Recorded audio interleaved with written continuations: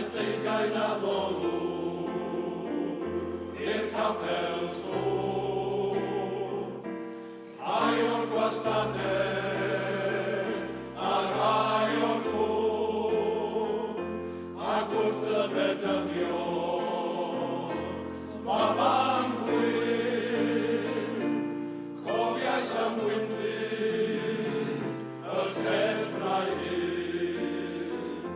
Tylyn o bar a ffei o stad, ac cymryd Cymraeg wrth dan o fan, ac wedi glad yn byw gan ei ffordd, yn waed cwm brwyno, yn waed cwm brwyno.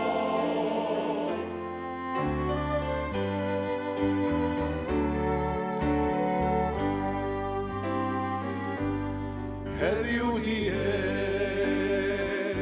yw'r llethrau hyn, dal sŵn ergydion o fryn i fryn, mor anodd gweddio